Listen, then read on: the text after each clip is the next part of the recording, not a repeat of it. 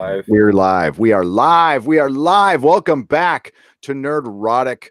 My name is Gary Beekler, and I come to you from nerdrotic.com. And I am live in San Francisco on a very special recap review of the Swamp Thing. Now, usually I would do this on Nerdrotic Live, but we had to come to the main channel because I have a very, very special guest. You know, I talked about for a long time, and many of us have, about wanting a website that tries to, come at things from another angle. And we have that. We have a couple. We have, of course, the great Bleeding Fool out there in Cosmic Book News, but we also have the future Pulitzer Prize winning John F. Trent from Bounding Into Comics. How are you, sir? I'm doing great. Thanks for having me, Gary. Appreciate the high praise there. I'm not sure I will ever get that award, but I definitely appreciate it. Screw that award. They don't deserve you. They don't deserve you, my friend. This is exciting because we get to talk about a TV show that's been canceled, and a TV show that's kick ass. Like I was, the first episode, John, I was like, that was pretty good. We'll see where it goes. It's a pilot episode. They try to fit in a lot of information, but the effects were, oh my fucking God. God damn, this episode was great. Like the second episode was great. I mean, both episodes for me are like good. Were fantastic. I was telling you just in a little bit before game, this is like my go-to television show now. This is like the next, like for me, this could have been the next Game of Thrones. That's how good this show is.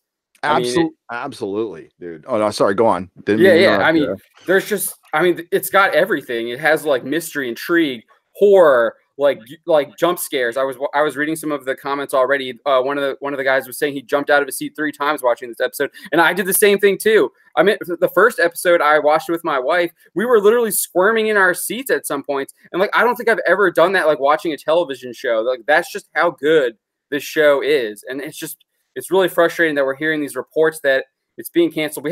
So I just want to clarify, we haven't heard anything official from Warner Brothers or Warner Media. There were reports that like the people on the set got emails saying to like pack it up, it's been canceled, but there hasn't been any actual like official statement from them.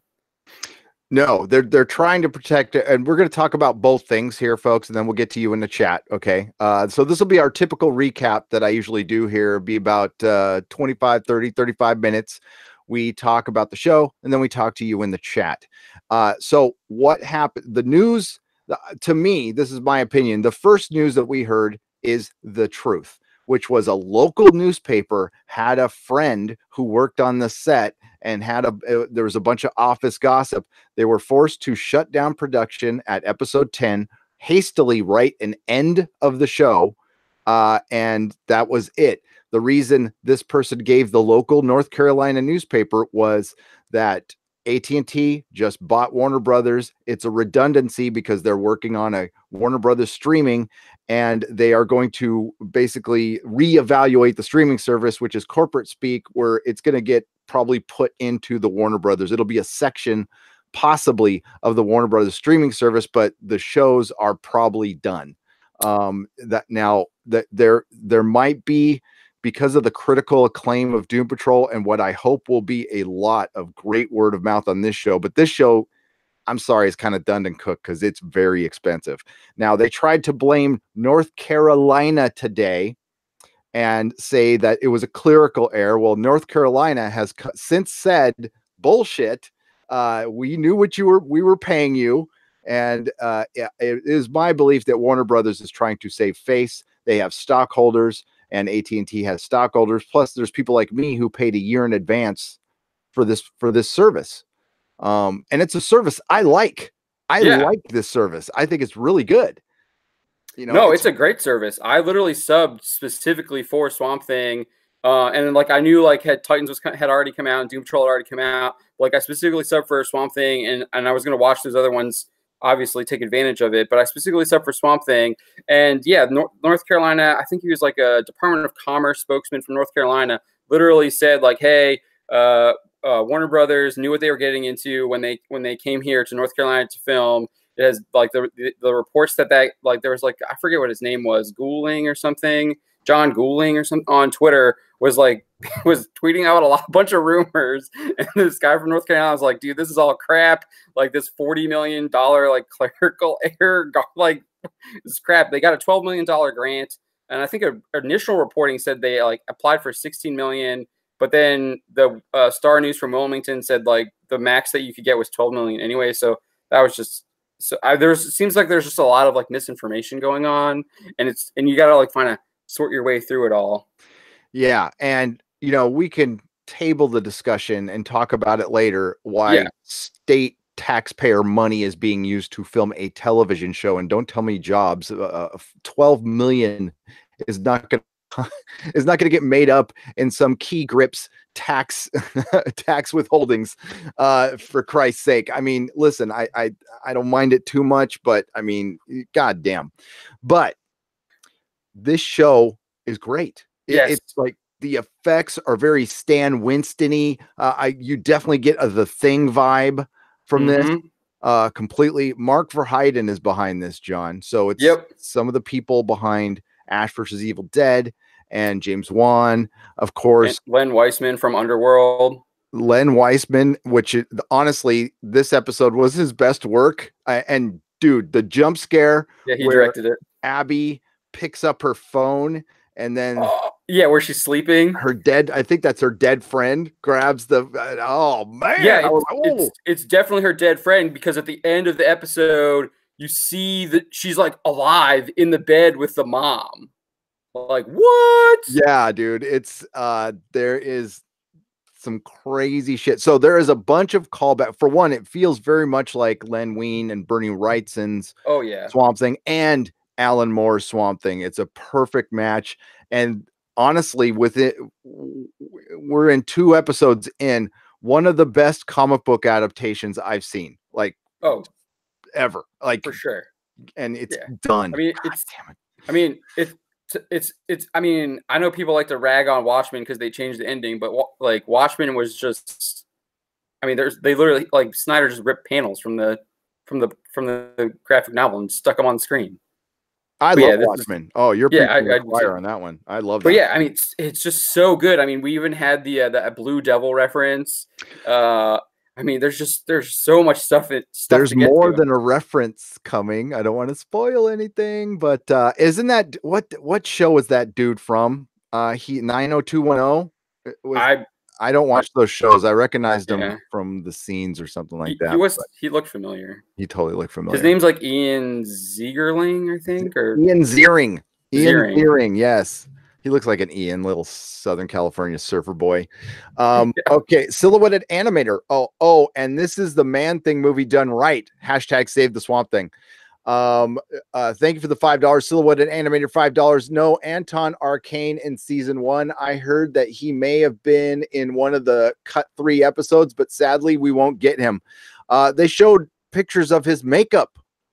Like I mean, I think we definitely, I'll find that picture. I saw it. Somebody with Blue Devil makeup on. It was somebody. Well, they had the poster already, so you assume I mean, he's in character. So he must have gotten cut out then, because okay. So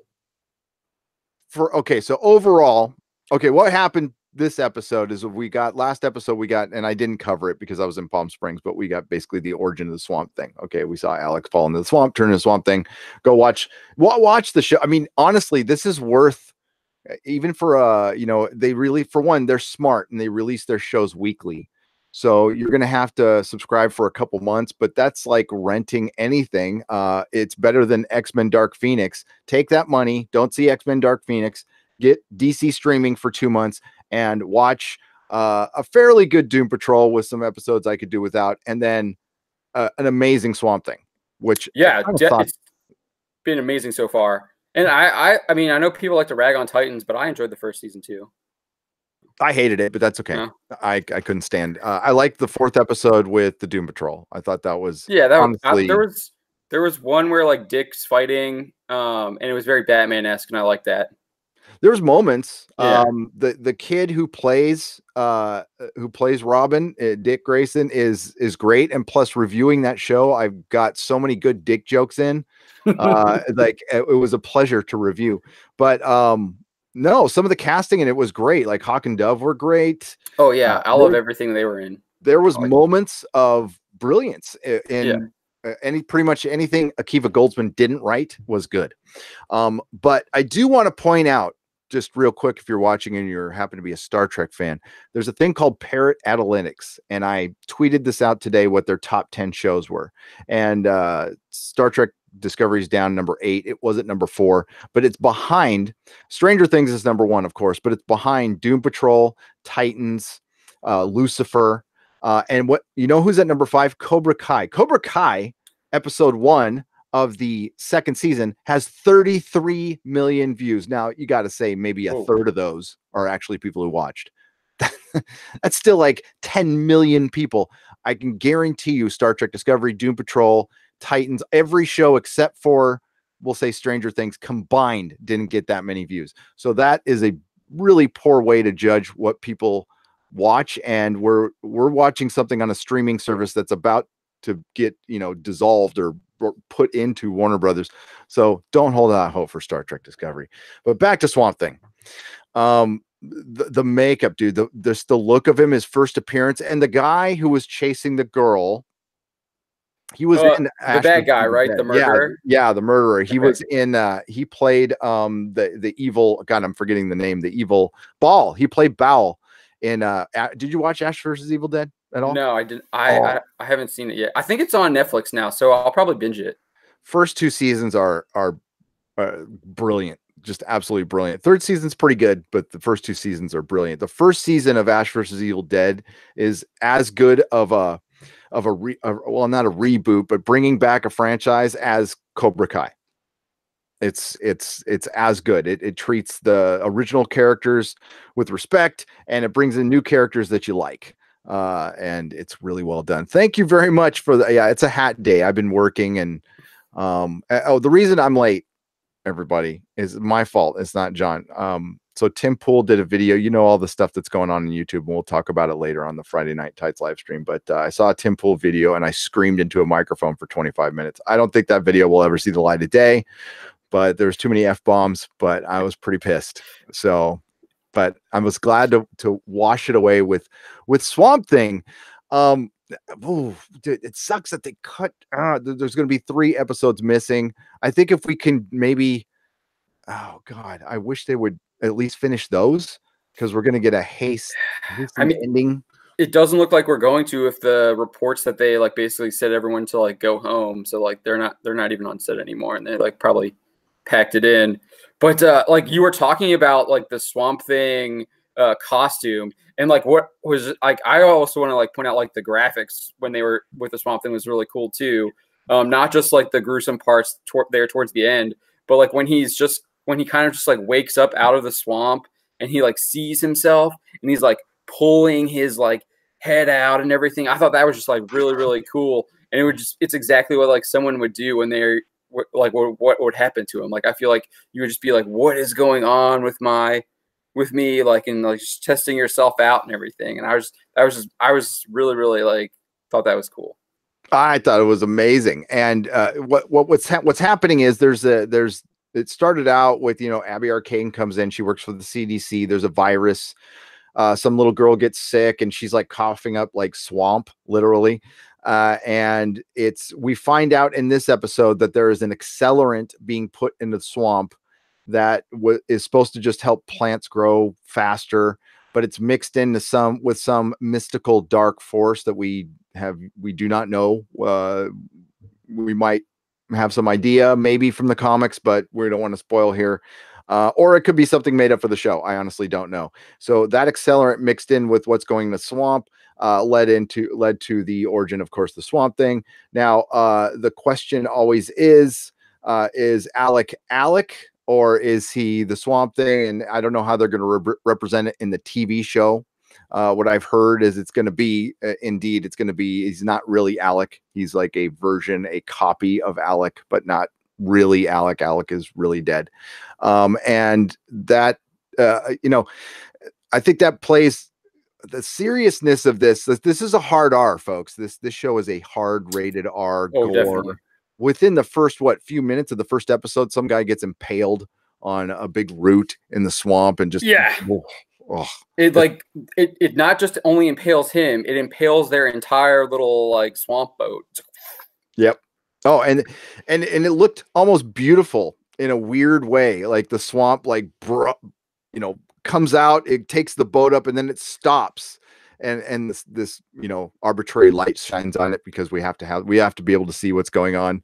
It's very bright moon, but and there's a very similar scene where there's a killer chasing. So this little girl was in the hospital who's sick, and she was mirroring the swamp thing. So as he's ripping off pieces of his arm and like ripping out his head, like John just said, the girl is ripping off stuff in the hospital, and she ends up running away. And that's how she gets on the police boat. The police boat come across a couple of guys who are trying to get those boxes. So they're dropping these boxes that contain the accelerant, which is supposed to be making swamp grow faster. And we find out in this episode that they're working for Sunderland, Avery Sunderland, who's like the mogul of this little like swamp town, and he's trying to like use the swamp to like create like I think he said cosmetics and timber and all other kinds of medicine, cosmetics, yes. Anything you can get from plants, and especially if you can get them to be like mutant plants. And we find out this episode that he didn't expect like this to happen. Of course, Sunderland's wife is traumatized by the death of their daughter, which is Abby Arcane is somewhat responsible for. And we don't know what happened there yet. We know that she blames herself and they blame her, but she was like a daughter to them too. Like it's not like we found out this episode that she had been like basically adopted by them, is what it sounded like. Yep. And oh god, the tarot card reading lady who I should know the name of, Xanadu. Yes, damn it, Madam Xanadu. Damn it, dude, that acting was phenomenal when she was like interacting with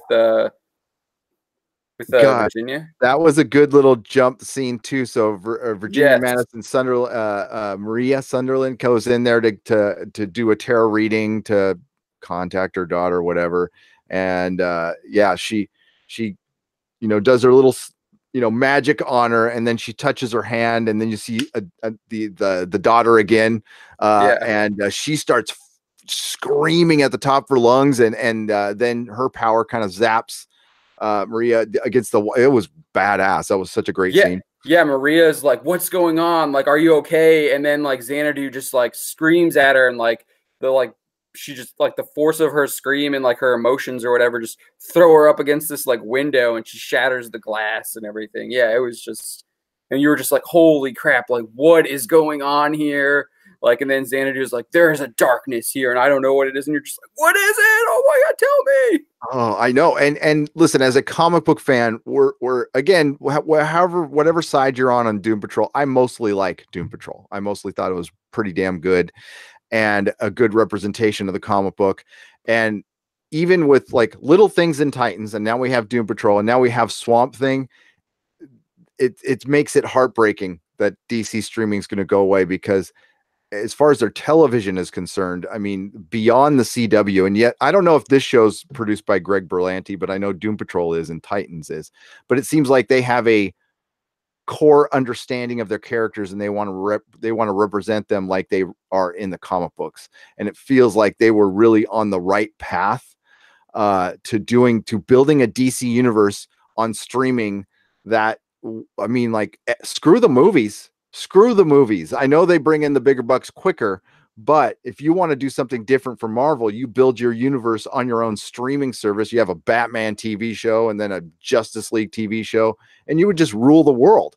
I mean, if you're going to take it this seriously, if you're going to if Swamp Thing is any sign of things to come, well, they're not going to come now, but God damn, this is we can still hope, Gary. We can. Hope is not a strategy, though. But damn it, dude, that's the thing is, if it maintains this quality, I mean, we're only 2 episodes in, but say it does, this is gonna go down in history as the most insane show to cancel, like probably one of the best shows ever to get canceled in the first season. I can't think of anything that would match it. Firefly, yeah, right up there. So, yeah, I mean, that's kind of where I feel like where we're at now. I mean, there's so like, so I will say I do have some like criticisms of this episode. I thought like the beginning was a little slow. When we're like, besides that one scene with Abby, like the jump scare, the beginning was a little slow. It was more kind of like character moments. Her like interacting with her friend, whose name I'm completely blanking on right now. Female friend. Female, yeah, we'll say female friend. Female friend to satisfy the Bechdel test. They weren't talking about men, and yeah, that was pretty much it. Yeah. And she's forgettable. She's okay. She's not terrible, but she's like a reporter. Yeah, and that's how I felt about the first episode. I thought there was like a little too much build up. It felt like there was a little more. I don't know. They had a pretty good horror scene though in the first episode with the dad getting and the whole hospital scene. Oh, the hospital scene was so good. God, yeah. Those effects are so good with the vines and stuff. I don't know how the hell they're doing that. And the set, man, that swamp set that they were talking about, that was for real. We gotta see that. So they're it seems like they're using this. They go to this specific cove, and we've seen them go there like 3 times now, and that's really where we get to see that set. And we got to see it. We got to see a little bit more of it in this episode because like there's like a sunken house there. So it's like literally like a perfect scene for just like creepy horror things to happen, and that's exactly what we got. And the first appearance of the Swamp Thing, it just right. I mean, he looks so much like the comics, right down to his teeth. It's so good. Okay, so I'm going to read a couple super chats, and we're going to get into the chat, John. So we did Silhouette Animator. Thank you for the 2 $5 super chats. Tech Guy, $2. Do you watch all the shows passively while working? No, I actually take notes. But with this episode, the streaming was lagging on me for some reason. Disabled. Sorry, John, go on. Oh yeah, I was just gonna answer that too. I don't take notes, but I sat and watched it, and not while I was working. No, yeah, I was watching. I don't catch everything because, well, usually I like to, when I do a review, I like to watch it twice, but I couldn't watch it today. Disabled Llama for $5 Australian. Managed to get my hands on Good Omens. Haven't started watching it. So excited. When can we expect a Good Omens review? I'm only going to do one review on the whole series because they dropped it all at once. So I'm not going to do individual episodes. So I'm thinking it'll be on Nerdrotic Live probably. Oh, yeah, it'll be Sunday here actually on at 12 with Bull's Trek. So there you go. Silhouetted Animator for $10. Did you hear that CW wants the Swamp Thing apparently? Oh, God. Well, we'll know what orientation the Swamp Thing. He'll probably be gay now. I hope it ends up on HBO instead. Otherwise, Legends of Tomorrow would have Swampy Show and sharding pixel dust or something. Yep. It's pansexual. It's gonna team up with the robot from Solo. Yes, exactly. Vegetable and machine finding love in the swamp. Yeah, I don't want to see anything on the CW ever. And they couldn't make the show they're making now. They don't have the money, and yeah, it would be filled with CW people. So no thanks. I'd rather just have one season here on DC streaming. I'm with you there. Yeah, gender fluid thing. Yeah, we could have a Batman and Swamp Thing. Oh, did I tell you? So I was going to do a Batwoman trailer reaction, and I put Batman, and maybe there was just something wrong with YouTube that day, but they wouldn't let me title it that. Oh, they kept on saying you have a problem with, you need to correct your title, or you need to correct your description. So I kept correcting it, and then I changed it and I put it back, and I'm like, I don't even want to do it anymore. Now I'm pissed. Swamp splaining. That's right. So thank you guys for the super chats. Let's get into the chat here. So we're going to do this regularly, by the way. We're going to be starting it here, and then the next one will be on Bounding's channel. and we're going to go back and forth every Friday. And we're going to do all, as long as DC streaming is still around, we're going to do the DC streaming shows. God, you know, my son's bummed about Young Justice. He's like, oh man, are they going to bring, is that it for Young Justice? I'm like, I hope not. I hope not. But I don't know. Yeah, I mean DC just has so much like awesome, cool stuff. Like I've always been like more of a DC guy than a Marvel guy, and there's just so much untapped potential, and we're finally starting to see it here with Swamp Thing. Like this is like DC, like what we've all like us DC fans have always wanted. Like give us more of it, and you're taking it away. Yeah, and you know, I could make the argument that DC fans are a little more fiercely loyal than Marvel fans as far as the comics are concerned. Okay, not the films and TV and stuff, but comic book fans, both equally as passionate, but like DC fans are just crazy loyal. And it's great. It's great. And my son's a DC guy, a DC kid now. Like I just kind of happened. He's reading Golden Age Superman, Golden Age Batman. He's going way down the rabbit hole, and he loves it. So is he reading from your collection, or is he using the DC Universe app? He started on the DC Universe app. I let him read some of my comics, but like you know, he wanted to read a Teen Titans run, but I wouldn't let him touch my new Teen Titans #2. I'm like, yeah, you can read that one on the app and you can read the rest. Yeah, because there's certain books, you know, it's like, hey, it's anything over $100 he can't read. But you know how it goes. Yeah, bother. But I thought the new name of the X-Men was the ex-wife. Well, that's what Mystique sounded like. Trust me, I have one. I know what they sound like, especially in you know, arbitration meetings. Personal info there. Sorry, buddy. Okay, AT&T won't pay CW, so some stuff I recorded was blacked out. Huh? That's weird. That's weird. So why would you have a streaming service based on superhero shows, but then have all these superhero shows on another network? I know they make money, but you got to think these things out, you know, like why put Titans on Netflix if you have your own streaming service? And if you have to do that to get money for your streaming service, then maybe you shouldn't have a streaming service. If you have to sell your show to your competitor to survive, you're not going to survive. It just doesn't make sense. If you want a streaming service, you make that the only place on the planet that you can get it. Yeah, I mean, I definitely agree with that. I will say, like, I mean, the CW stuff has been around, like, what Arrow's been around for a decade. I feel like 7 seasons, or something like that. So it was kind of when did Netflix take off? I feel like Netflix took off like kind of around the same time. So I do understand like why, like they just launched their streaming service. But I do think that Disney's plan with their Disney Plus streaming service makes a whole lot more sense, where they're basically taking everything off of Netflix and going to be putting it on Disney Plus. So that's where you have to get it. I definitely agree with you there. Yeah, and physical media will probably go away. Not right away, but it will go away. Here's the deal with, which is scary. Very scary. So like that's why I'm buying a bunch of it up. And I even have an extra like region free Blu-ray player because, you know, I mean, look, try to find well, I guess you can. I haven't looked, but I imagine a working VCR is probably not the easiest thing to find. Maybe it is. I don't know. But like I know some kids like to actually watch that for retro reasons. That's the weirdest thing in the world to me, but whatever.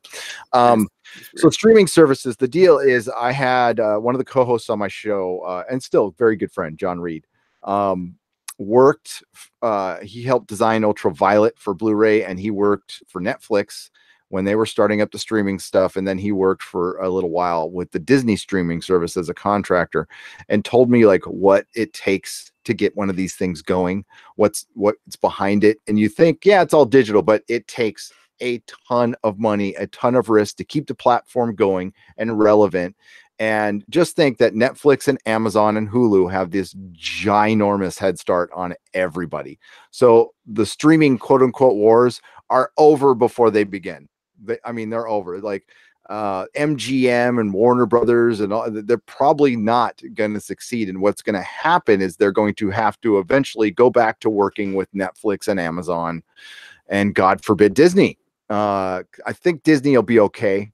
They put enough money into it, and I think they're going to have to lose money for a good 5, maybe 7 years before. Yeah, from the licensing. Yep. And they got to get the subs. I mean, they're so far behind. And like CBS, I don't believe how many subs they have. They say 4 to 8 million, but they're counting canceled and Showtime subscribers. And Warner Brothers is the one company that could compete with Disney. I mean, they've got the properties. Christ, they have HBO. I mean, they're not as big as Disney, but they could fight them and fight them well. And I'm rooting like hell for them, to be honest with you. I've always thought they mismanaged DC characters and DC properties, but man, this gave me hope. And like I said, I've always felt like, I mean, Warner Brothers and DC, they have the better characters from my standpoint. And that's just not just DC. I mean, they've got Godzilla. I mean, they just have like these huge, like iconic properties, and they just need to like make it good, and people will flock to it. And I mean, that's what's happening here with Swamp Thing. People are loving this show. Yeah. Again, I'm always unsure after I watch a first show of anything. I'm just like, I'm rarely sold on a first show, but man, this is one of the quickest shows I've been like in love with. And hey, like shows we love get canceled. Happy got canceled. That's a great show. But it's on Sci-Fi. I would never, well, considering recent events that Sci-Fi is an NBC Universal company that's related to Vox, I will not cover anything on Sci-Fi anymore. I won't talk about anything on Sci-Fi or anything from NBC Universal ever again. They're dead to me. I've heard so many like horrible things from Sci-Fi. The way they treated Dark Matter. I think it was like one of their top like 3 shows, and they freaking canceled it. Yep. It just doesn't make any sense. Well, I'll just say, as a YouTuber, if you help NBC Universal in any way, you're helping your own destruction. You're helping a company that is related to Vox that wants to put you out of business. So just keep that in mind. And Comcast owns them, by the way. So antitrust laws are pointless. Yeah, fuck. But what we can gain out of this, the hope we can gain is there are minds out there who believe in this stuff. And, if we're patient with Warner Brothers, even in the films, it looks like they're moving things in the right direction. Now, of course, you and I both fear any kind of a awakening happening to DC. And it certainly sounds like one of their movies is going that direction. But what I've seen, honestly, with Aquaman and Shazam, both movies I enjoyed. When you say that one movie, are you saying Birds of Prey? Okay. Birds of Prey. Yeah. But certainly, Joker. Well, Joker. I'll review it for the channel. I have no desire to see it. I am working on something that's pretty obvious, but I'm just trying to get some confirmation that Joker was indeed a repurposed script. That's all it was, that they just slapped Joker on at the end. They just wrote some stuff to make it a Joker script, but it was originally a completely different script, which happens all the time in Hollywood. But I think it's really obvious with that. And I think Weaponized Nerd Rage has a video where he talks about spoilers. Yep, he does. We feature his video in our article. Good, yeah, and I love Wep. And thank you, Wep, for saving me, getting excited for that movie, because I'm not anymore. The trailer was really good. Great trailer, yeah. But so was Suicide Squad's trailer. Probably one of the best trailers ever. But yeah. All Out of Bubblegum says, Gary, I was hoping to catch the whole Friday Night Tights after getting out of the theater of John Wick 3. Did you get the package I sent you? I have not gone to my did you send it a while ago? Because I'm doing a toxic mailbag tonight, so it might be in there, but I haven't gone since I got back from Palm Springs. I meant to, but there's a lot of behind the scenes stuff going on that I can't talk about right now. But yeah, a lot of behind the scenes stuff. When things like this happen to YouTube, it tends to light a fire under my ass to work on other things. But I still want to fight for this. Will you be reviewing Krypton season 2? No. Silhouetted animator? No. It would just be me crapping on it for crapping on Krypton. I'd rather not. I do enough of that around here, and I need to do it for shows that I care. I don't care about Krypton. I don't. Did you hear that? Yeah, okay, I read that one. So thank you again, all out of and thank you, Silhouetted Animator. I'm sorry, but yeah, I just don't want to. There's only so many shows I can crap on the channel before it gets too repetitive. And here we are talking about a good one, and I like Good Omens too. So far, I'm liking Good Omens. It's not perfect, but this show, you know, I was trying to think. I was worried there isn't even like the slightest bit of wokeness that I see. I know some people have talked about the female leads, and it's like, well, that's what the comic is. So I mean, they're staying pretty damn true to the comic. And yeah, there was that one kiss scene, but like it didn't bother me at all. I don't need that stuff completely erased. I mean, like anything can be in there if it relates to the story, and then it's fine. I don't care. But you can just tell nowadays when it's like, oh, we're just inserting this for a message and it's going to derail the story for however long this line is or whatever. That's what bugs me. That's what bugs me to no end. Yeah, I thought they did a really good job with that, because with the dialogue afterwards, she was just like, hey, you don't talk to me about your boyfriends. And she was like, yep, move on. Yep. It wasn't forced. No, it wasn't. It's Joey. I agree. Oh, that's the Nerdrotic dogs. I got mine laying here right next to me. Yeah, somebody walked by the front of the house. That's my alarm system, by the way. So mine does the same thing. It's great. It's great. Yeah, Krypton is on Sci-Fi anyway. Screw Sci-Fi. What's up, DJD Show? And we got Kato Ronan here. I haven't seen Kato in a while. I did like Good Omens for the lines such as, I do not endorse your everyday sexism. I didn't come across that line yet. Yeah, that's God. Josh, there's a certain amount of it in the book, and that's a conversation for another day. When you're adapting things from 20 years ago when certain stuff was relevant, but it's not relevant now and it becomes tired, that's the problem you have with adapting 20-year-old material and not, well, it's just, I don't know, it's a problem. There was the kid who said something about it, but I don't know. We'll see. I haven't watched the whole thing yet, so I'm not know. I got talked into watching Chernobyl today. I don't know how the hell I'm going to do it because I'm not going to resubscribe to HBO, so might have to find other ways. But you're not gonna check out Watchmen? Oh, I'm going to resubscribe for Watchmen.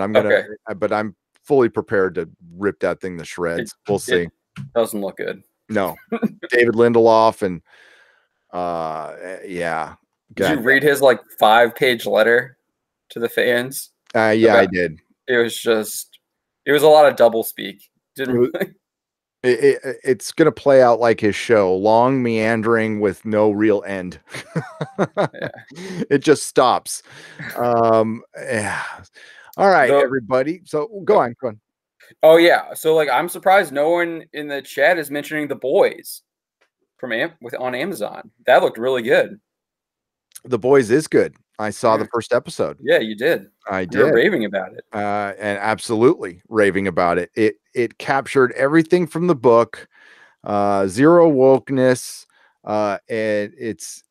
You know what? Coming out right after Endgame, because I was worried. I'm like, God, people are going to be, and I'm tired of the deconstruction of the superhero, but this is more like straight up making fun of Marvel movies and Disney, and I think that's what endeared me to it. They really take some shots at Disney in this.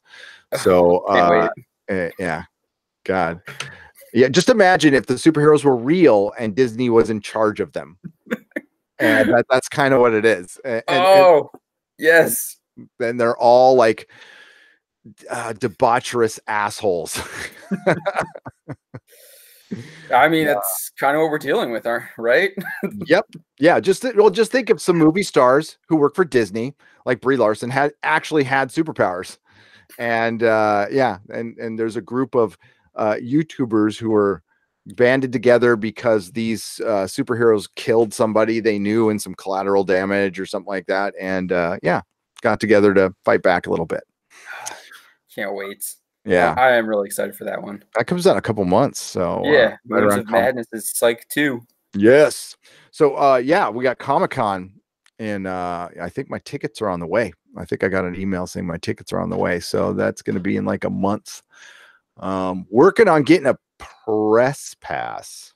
Cross your fingers. I might have a in with the I'm not going to get my hopes up for it though. All right, so we're going to end this one, but I'm going to be going live here in about 45 minutes for Friday Night Tights. Sorry, it's a little bit late. We're usually going to start at 5 p.m. Pacific, 8 p.m. Eastern. Next week, it is on the Bounding into Comics channel. I have the website linked. I will link the channel once I'm done here, but tell us about yourself and your channel, my friend. Yeah, so I'm John Trent. I'm the editor and founder of boundingintocomics.com. So our YouTube channel, we just launched a weekly kind of live stream. We do it usually every Wednesdays at 9 p.m. Eastern. It's called The Comic Vigilante. We launched with Chuck Dixon, and we were talking with, like, if you don't know who Chuck Dixon is, what's wrong with you? He's the co-creator of Bane. He wrote the first Birds of Prey book.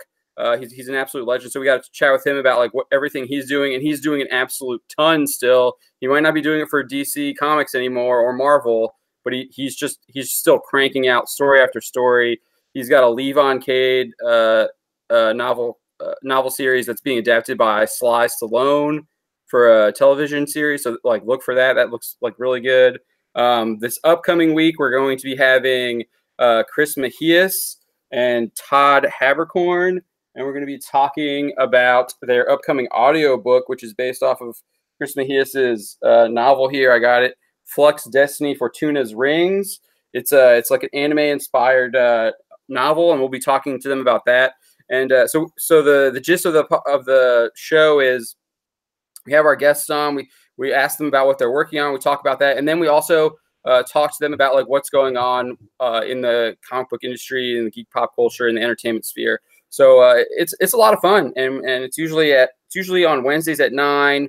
This upcoming one will be on Thursday at 6 p.m. Eastern, though, because we wanted to accommodate Todd so he could join us because he's in the middle of working on a new movie. Excellent. Trent Reznor's doing the music for Watchmen. Well, maybe I'll like the music, but I don't know. That sounds kind of interesting, but that's about it. Yeah, and you guys know who I am. Let me see if I missed. Yeah, I want to make sure. Okay, so we got another super chat in there. Silhouetted animator for $2. Thank you. Pennyworth looks decent at least. I mean, it doesn't look terrible, but I like really. Isn't it a Gotham spinoff? No, it's Pennyworth. Well, maybe it's a spinoff. Maybe it's related to it. It's him as a young agent. I think it's a Gotham prequel from the people of who did Gotham. Okay. Well, Fox. I mean, I'm looking forward to Pennyworth's dad, so we can go further back and see Alfred Pennyworth's dad fight with Sherlock Holmes in the 1800s or something like that. I am aggressively not interested at all in that. It looks decent, and I'm like, this is something I didn't need. Ben Parker, the toddler years. I can't wait to see that, Uncle Ben, when he's a kid getting into adventures. Like he dies at the end. You know what I want to see? It's like, it's a goddamn joke. We have more peripheral Batman shows than an actual Batman. How we don't see an actual Batman that often. We did. I mean, he shows up in Titans.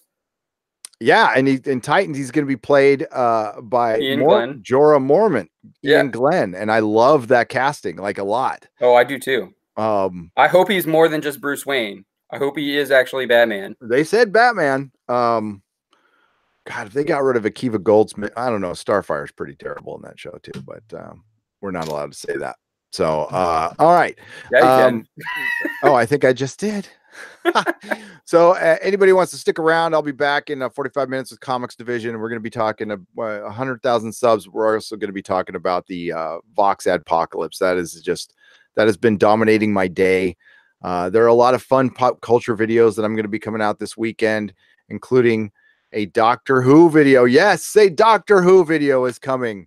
It's somebody wrote a really dumb article practically begging for a video to be made, so I will oblige them. Why not? So I'll see you guys in 45 minutes. John, I'll see you on Twitter, and I'll see you next week at 5 o'clock, and we'll talk. I can't wait, man. I can't wait to see the next episode. Oh, yeah. Dude, I'm like, give it to me now. Yep. All right, everybody, have a great night. Go to nerdrotic.com for my live stream schedule. And remember, may the free folks sing songs of your greatness. Ciao.